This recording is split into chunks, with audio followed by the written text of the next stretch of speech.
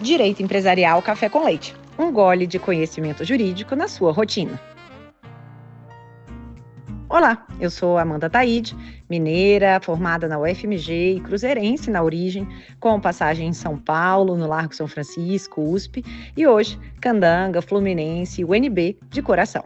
Eu sou casada, mãe do Pedro, de 7 anos. Pedro Ataíde, Liverpool, Real Madrid, Paris, Chelsea, Fluminense. E do Lucas, de 5 anos. Lucas Ataíde, Eu, Padrão, Chefinho, Grease, Spider e seus amigos espetaculares. E pronto. Além de tutora do Vira-Lata Farofa. A proposta do Direito Empresarial Café com Leite é simples: tornar o direito empresarial mais leve, acessível e presente no seu dia a dia, como um bom café com leite que te acompanha na rotina diária.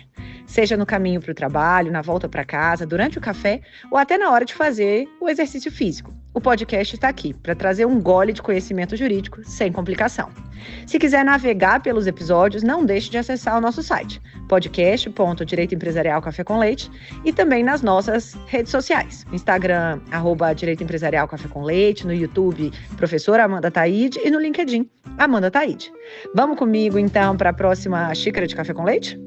A nossa xícara de café com leite de direito empresarial de hoje vai tratar de 2 artigos recentes de autoria de João Pedro Nascimento, intitulado Simplificação e Inovação, Regime Fácil abre portas para empresas de menor porte no mercado de capitais, e Fácil, Opening New Paths for Capital Market in Brazil, publicado pela Harvard Law School Forum on Corporate Governance, agora em 2025.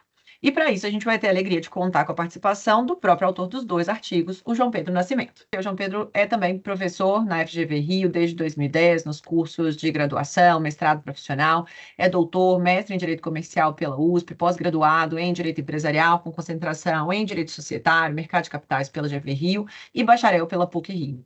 Durante o mandato do João Pedro na CVM, foi feito um inédito esforço aí de integração global, pois até 2025 ele foi membro do Board of International Organization of Securities Commissions, do Bureau de Governança Corporativa da Organização para a Cooperação e Desenvolvimento Econômico e do Steering Committee do Financial Stability Board, FSB. Então, essa foi a primeira vez que um representante do Sul Global conseguiu acumular esses assentos que, para além de ambientes de engajamento internacional, fornecessem muitos subsídios da experiência estrangeira que podem ser também aplicáveis aqui para o Brasil. Então, professor João Pedro, é uma alegria enorme você ter aceitado o convite para participar aqui do nosso podcast, voltar no nosso podcast, por apresentar agora, de um modo simples, curto e gostoso, esses 2 artigos de sua autoria que falam sobre esse regime de facilitação do acesso a capital e incentivos a listagens criado pela CVM, que está previsto aí pelas resoluções CVM 231 e 232. Muito obrigada pela sua presença.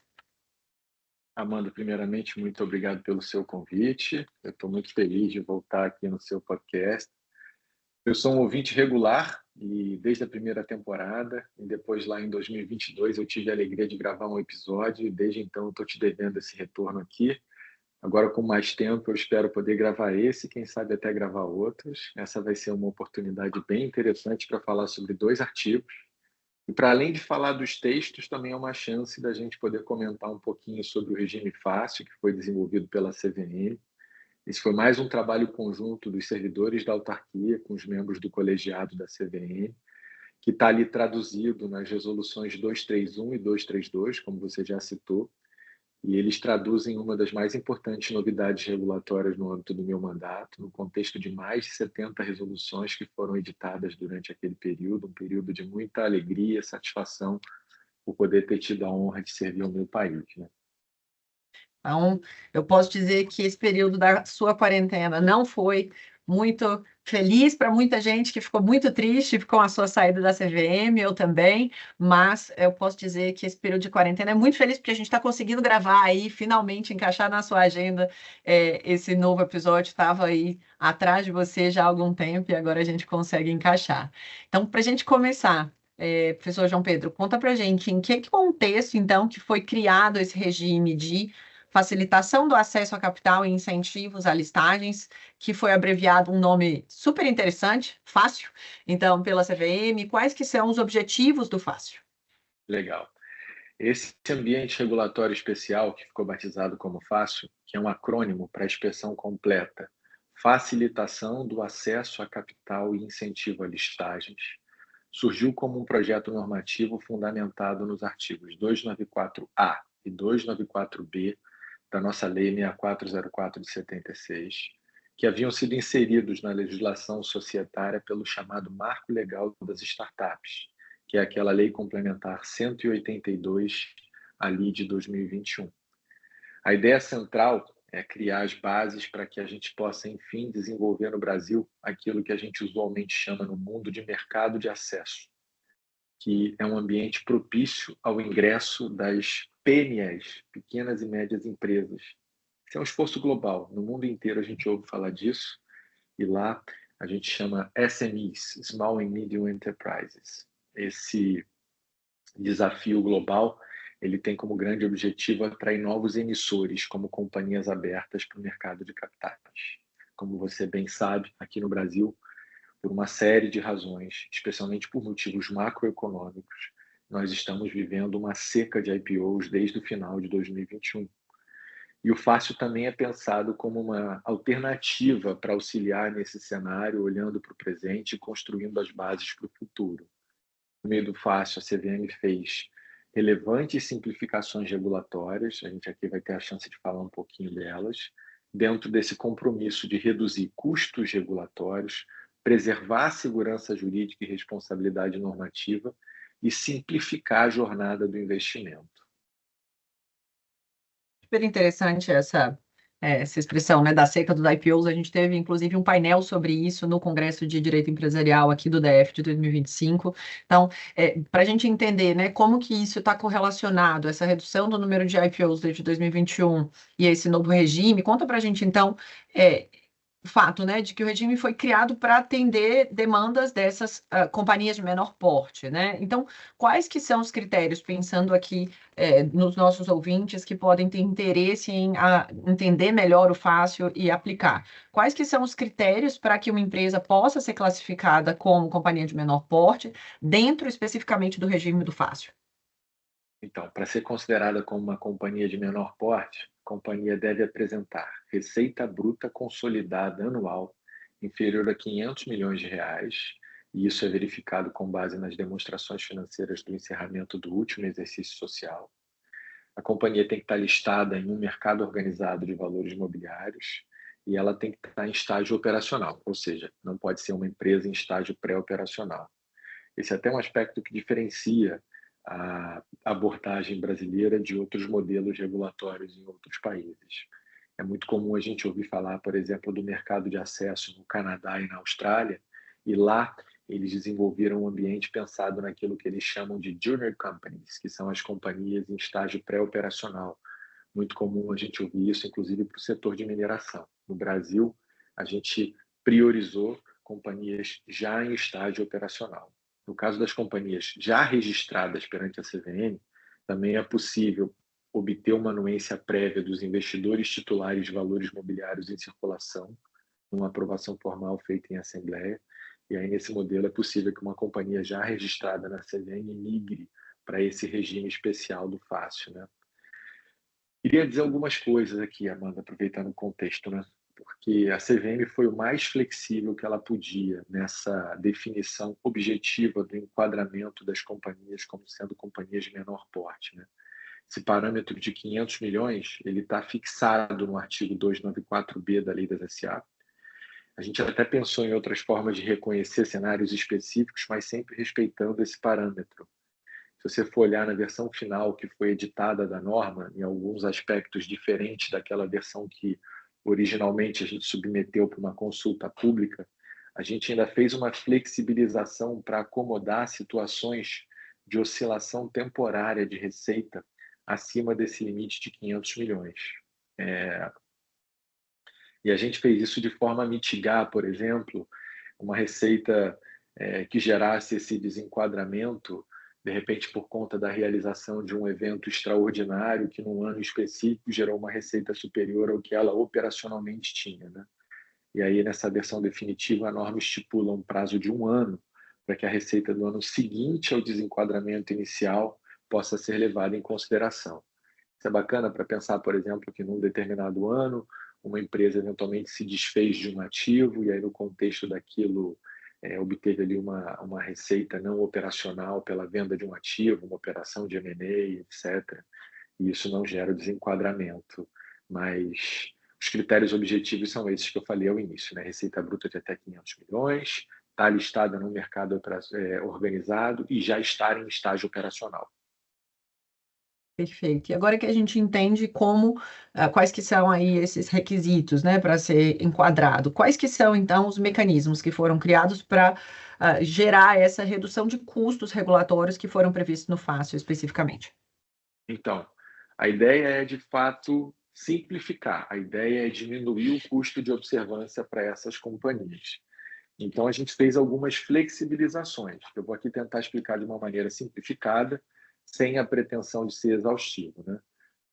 Então, por exemplo, a gente previu lá a possibilidade do registro de emissor ocorrer automaticamente depois da listagem na entidade administradora de mercado organizado. A gente criou um formulário único, que está chamando de formulário fácil, que substitui o formulário de referência, o prospecto e a lâmina. A gente fez uma flexibilização, substituindo os formulários de informações trimestrais por uma divulgação semestral de informações contábeis. Isso é até interessante, naquele nosso grupo Ensinar Direito Comercial, circularam recentemente algumas postagens de notícias do Paul Atkins, que é o presidente da SEC, a CVM dos Estados Unidos, e o Paul Atkins estava falando sobre a possibilidade deles fazerem essa dispensa das divulgações das informações trimestrais. E no Brasil, a gente fez isso antes mesmo deles discutirem esse tema, mas a gente direcionou essa dispensa apenas para essas companhias de menor porte aderentes ao fácil, tá?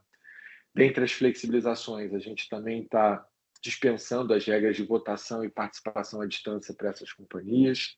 A gente também está dispensando os relatórios de sustentabilidade, que é aquela resolução CVM 193.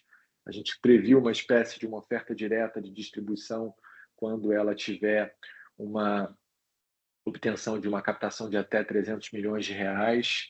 É uma hipótese em que a gente tem a dispensa do registro na CVM e do coordenador líder. Enfim, prevemos também aqui uma hipótese de uma oferta pública de renda fixa para investidores profissionais, numa hipótese que você pode dispensar o coordenador líder e pode dispensar até a auditoria das demonstrações financeiras. E também fizemos uma flexibilização importante no critério do quórum de cancelamento de registro na OPA de fechamento de capital, mudando ali o quórum de sucesso de 2/3 para 50% nessas companhias. A gente fez uma série de dispensas legais naquilo que estaria dentro da competência da CVM, tá?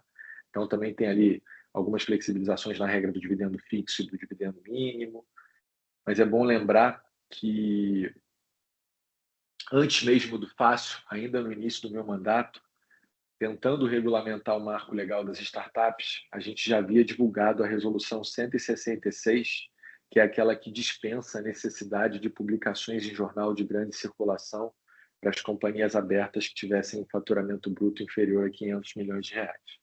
Tentando ser o mais objetivo e simplificado possível, a ideia foi reduzir ao máximo que a CVM tinha poderes para fazer, obrigações que a gente entendeu que poderia flexibilizar para estar ali convidando mais emissores a virarem companhias abertas no Brasil. Espera só um pouquinho que eu já volto para falar com o nosso entrevistado. Que você curte direito empresarial, eu já sei, porque você está aqui, ouvindo o nosso podcast. Agora, se você tem interesse em se especializar em alguma das sub-áreas do direito empresarial, como direito concorrencial, comércio internacional ou mesmo os acordos de empresas com o poder público, não deixe de procurar no meu site amandataide.com.br a aba Cursos Online. E você pode encontrar o curso perfeito para você. Eu elaborei com muito cuidado curso de pós-graduação e outros cursos de especialização que podem dar aquele empurrão na sua carreira jurídica. Eu já peguei a minha xícara de café com leite. Vamos voltar, então, à nossa conversa com o entrevistado? Então, nessa lógica, né, de convidar os emissores a entrarem no mercado de capitais, como que o Fácil vai poder impactar nas modalidades de ofertas públicas, quanto da captação de investimentos? A gente tem uma série de possibilidades, né, de captação de investimentos e a gente pode ter o mercado de capitais como um desses caminhos possíveis. Então, quais que são as modalidades de oferta? Como que o Fácil permite essa entrada, portanto? Então, vamos lá. Em conceito, o Fácil ele está mirando captações de até 300 milhões de reais. Essa é a ideia fundamental. Emissores registrados como companhias abertas, que tenham faturamento bruto de até 500 milhões de reais por ano, que podem fazer ofertas em regime simplificado de valor de até 300 milhões de reais. Mas aqui cabe um esclarecimento mais profundo, né? Companhias registradas na CVM, classificadas como CNP, poderão realizar ofertas públicas de 4 diferentes formas. A primeira é uma oferta sem limitação de valor, caso elas optem por seguir integralmente a Resolução 160, que é o mecanismo tradicional, e aí nessa hipótese ela tem que disponibilizar formulário de referência, informações contábeis trimestrais e seguir o rito tradicional. Segunda forma é adotar um rito de oferta previsto na Resolução 160, porém com a substituição do prospecto e da lâmina pelo formulário fácil. A terceira forma é fazer uma dispensa de participação de uma instituição para atuar como coordenador, quando a gente estiver falando de uma oferta de dívida destinada apenas a investidores profissionais. E a quarta forma é a adoção de um rito de oferta novo e simplificado, que a gente chamou de oferta direta, em que a oferta ocorre diretamente em mercado organizado, sem a necessidade de registro na CVM, sem a necessidade de contratação de instituição para atuar como coordenador. Maravilha. E aí, se você puder, na próxima pergunta, comentar se a gente já tem alguma movimentação, se já teve, né, alguma oferta em alguma dessas 4 modalidades, o que que tem sido, né, comentado eventualmente no mercado, e um aspecto do seu artigo, que é bem interessante também, é essa destinação do Fácil como regime de financiamento, tanto para emissões de títulos de participação, então, em termos de equity mesmo, mas também sobre a forma de endividamento, na verdade, então, como débito, né? Débito. Então, conta um pouquinho dessa diferenciação também de usar o Fácil para equity e para dívida também. Tá, então deixa eu primeiro responder a primeira pergunta, né? O Fácil ainda não está em vigor, então, em relação às experiências práticas iniciais, a gente vai começar a vivenciar isso ali a partir de 2026. Então, estou curioso também para ver os usos de mercado, etc. É óbvio que em relação à primeira modalidade ela já está disponível, porque ela é dentro do rito tradicional da 160, mas em relação às demais a gente só vai ter essa oportunidade de ver quando a regra está em vigor. Passando para a tua pergunta posterior, e o artigo realmente consegue fazer essa diferenciação, muita gente olha para o Fácil e pensa nele como um caminho para substituir os IPOs e para olhar ali como uma forma de oferta de equity, né? Mas ele também tem um ângulo importante para incentivar o crédito corporativo, que, aliás, vem movimentando o mercado de capitais com muita força desde 2022, né? Se de um lado a gente vive a seca dos IPOs, em números históricos, as ofertas de instrumentos de dívida no crédito corporativo vivem números recordes desde então, né? Esse é um ponto importante, né? Porque, embora o Fácil seja um regime de concessão de dispensas para as companhias que obtenham registro junto à CVM, ele também contempla medidas aplicáveis a emissores que não estarão registrados e que estejam enquadrados nesse patamar de faturamento das CNPs. Para buscar ampliar a competitividade na concessão do crédito para as empresas, por meio do Fácil, a CVM propôs que ofertas públicas de valores imobiliários representativos de dívida que sejam destinados a investidores profissionais dentro desse limite de 300 milhões, essa oferta possa ser realizada sem a obrigatoriedade de contratação de uma instituição financeira para atuar como coordenador e com dispensas de obrigações do emissor realizar auditoria e de realizar informações contábeis desde que os investidores adquirentes assinem um termo aí atestando a ciência e responsabilidade por essa dispensa, né? Essa é a maneira mais flexível como já foi feito o acesso ao crédito corporativo no Brasil Então, o fácil acaba tendo uma vocação inicial para servir como um mecanismo para atrair mais emissores de instrumentos de dívida, de crédito corporativo, né? A CVM está fazendo isso para ampliar as alternativas de financiamento fora do sistema bancário tradicional, contribuindo para esse esforço coletivo importante de redução dos spreads atualmente observados no crédito concedido para as pequenas e médias empresas do país, que são justamente aquelas que mais precisam, né, Amanda? Então, Fácil tem esse ângulo democratizante, tanto para o equity quanto para a dívida. Então, você falou que essa possibilidade abre efetivamente em 2026.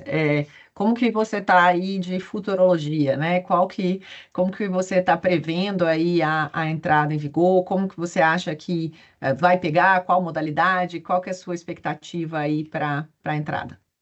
Eu sempre olho para os cenários de forma positiva e otimista, tá? Eu sempre serei um otimista. Mas é importante lembrar que, por melhor que seja o trabalho que foi feito pela CVM e de todos os agentes econômicos do mercado de capitais que estão trabalhando para impulsionar o setor, esse é um ambiente muito impactado por questões macroeconômicas, né?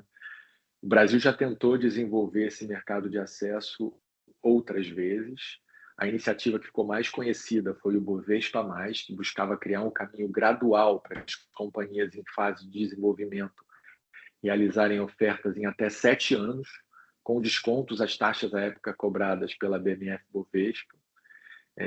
Aquela iniciativa, por mais louvável que fosse, acabou também não funcionando do jeito que as pessoas imaginavam. Mas as experiências anteriores elas forneceram muitas lições e mostraram a necessidade de que fossem concedidos descontos regulatórios mais fortes, como o que a gente está vendo agora no Fácil, né? Essa é a agenda mais flexível que já foi adotada para viabilizar o mercado de acesso. Ela entra em vigor em 2026, tanto para equity quanto para dívida. Fazendo um exercício de futurologia, eu imagino que no momento inicial ela seja mais utilizada para os instrumentos de crédito corporativo, porque é isso que tem movimentado o mercado de capitais no Brasil, tá? Então, pensando no Brasil, nesse cenário de juros altos, com muitas instabilidades macroeconômicas, assim, o mercado de capitais ele sempre vai ser uma locomotiva, e essa locomotiva hoje vem sendo puxada pelo crédito corporativo, né? Os chamados equity markets estão parados. Então, se eu tivesse que fazer um exercício do jeito que você está propondo, eu imagino que ele surge primeiro pelos instrumentos de dívida e vai evoluir, sim, para os documentos de equity no futuro. Foi um esforço corajoso, o Fácil. Ele busca assim, atender assim, necessidades reais da economia. Tem um estudo da OCDE muito bacana que ele fala sobre as empresas em estágio de crescimento e ele faz uma correlação sobre consequências macroeconômicas. E ele mostra que essas são as empresas que mais geram emprego, essas são as empresas que geram mais inclusão social.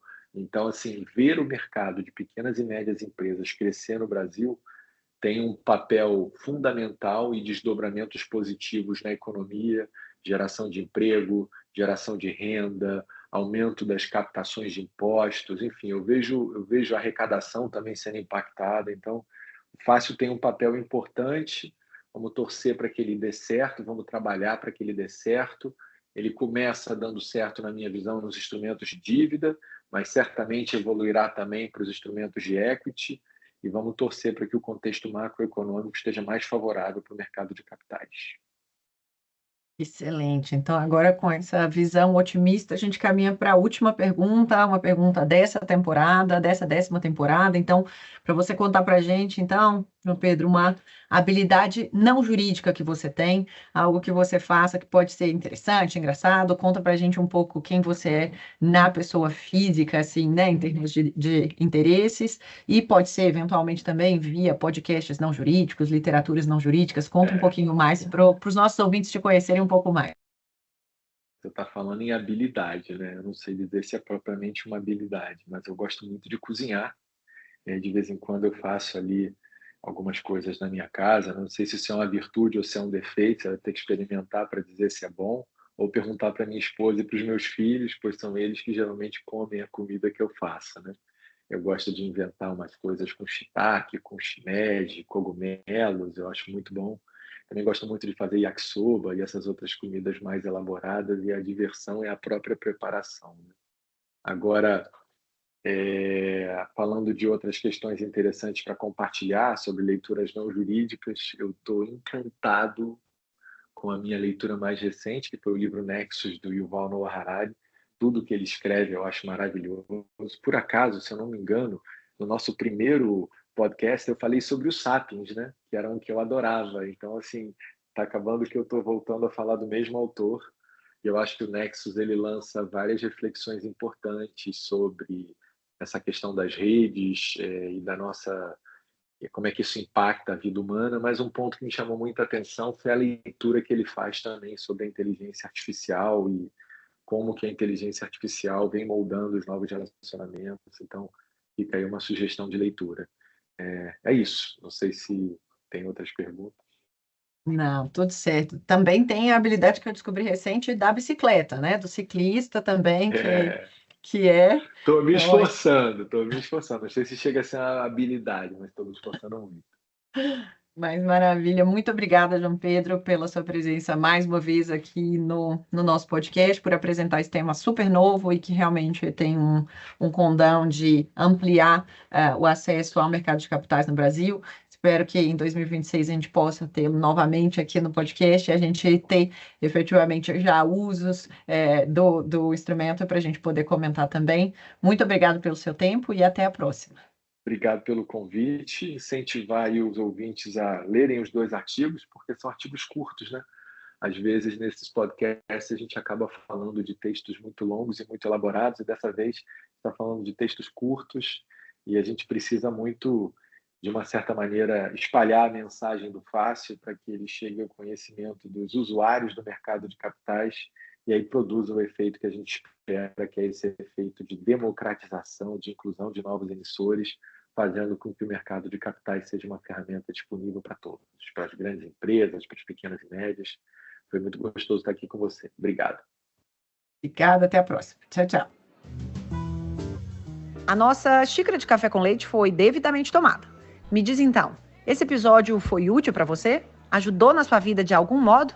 Se sim, vai lá no Instagram, no YouTube, no LinkedIn e comenta comigo. Até o próximo episódio!